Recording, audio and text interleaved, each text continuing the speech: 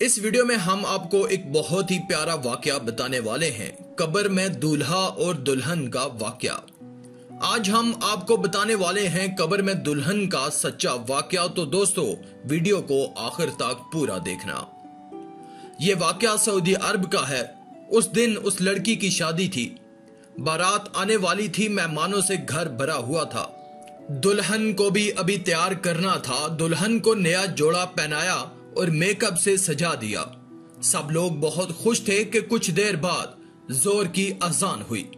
اس لڑکی نے سوچا اذان ہو رہی ہے، میں وضو کر کے نماز ادا کر لوں۔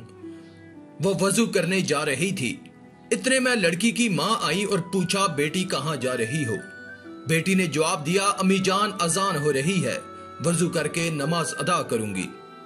بیٹی کی ماں بولی بیٹا تم پاگل ہو گئی ہو، بارات آنے والی ہے، تم وضو کرو گی تو تمہارا سارا میک اپ خراب ہو جائے گا، تم اتنی خوبصورت نہیں دکھو گی جتنی تم ابھی دکھ رہی ہو۔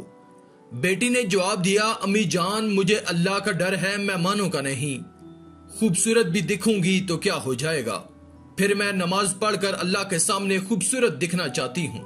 لڑکی وضو کر کے نماز پڑھنے چلی گئی اور نیت باندھ کر کھڑی ہو گئی۔ جیسے ہی وہ لڑکی سجدے میں گئی تو پھر وہ اٹھ نہ سکی۔ اللہ کی شان دیکھو، اس لڑکی کا سجدے میں ہی انتقال ہو گیا اور اس کو موت آ گئی۔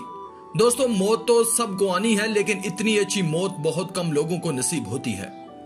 لڑکی کی ماں اسے دیکھنے آئی، اس نے دیکھا کہ لڑکی بہت دیر سے سجدے میں ہے، سر نہیں اٹھا رہی۔ آؤ اس کو دیکھتے ہیں اس کو کیا ہوا۔ جب دیکھا تو لڑکی کا انتقال ہو گیا تھا۔ سارا خوشی کا ماحول بدل گیا تھا اور سب لوگوں کے چہرے اتر گئے۔ لڑکی کی ماں نے روتے ہوئے کہا کہ بیٹا تم صحیح کہتی تھی، ڈر اللہ کا ہونا چاہیے، دنیا کا نہیں۔ نماز ہم اور آپ سب پر فرض ہے، اس لیے اسے وقت پر ادا کریں۔ ہم کو ہر صورت میں نماز پڑھنی ہے، کیا پتا ہماری بھی موت سجدے میں لکھی ہو، اس لیے نماز کبھی نہ چھوڑیں، موت کبھی بھی آ سکتی ہے۔ دوستو اب بتاتا ہوں آپ کو ایک دلہے کا واقعہ۔ بابل مدینہ کراچی میں ہونے والا ایک دل خراش واقعہ ہے۔ ایک نوجوان کی شادی ہونے والی تھی اور ڈیٹ فکس کر دی گئی تھی۔ صبح رخصتی ہونی تھی اور آج رات شکرانے کے نفل اور صدقہ خیرات کرنے کے بجائے شیطان کی پیروی اور ڈانس پارٹیاں کرنے لگے۔ ڈانس کی محفلیں سجائیں، رات بھر شیطان کی پیروی کرنے کے بعد اب جب فجر کی اذان شروع ہوئی تو سب لوگ نماز پڑھنے کے بجائے سونے کے لیے چلے گئے۔ دولہے میاں بھی اپنے بستر پر لیٹ گئے۔ رات بھر تھکن کی وجہ سے اسے گہری نیند آ گئی۔ اس دن جمعے کا دن تھا۔ ماں نے دن کے 12 بجے کسی کو اپنے بیٹے کے کمرے میں بھیجا کہ میرے لال کو اٹھا دو، جمعے کا دن ہے، جلدی غسل کر کے جمعے کی تیاری کر لے، آج میرے بیٹے کی دلہن گھر آنے والی ہے۔ دولہے کا عزیز اسے جگانے کے لیے جاتا ہے، اس کو آواز دیتا ہے، لیکن دولہے میاں کوئی جواب نہیں دیتے۔ اوہو اتنی بھی کیا تھکن ہو گئی کہ آنکھ ہی نہیں کھل رہی ہے۔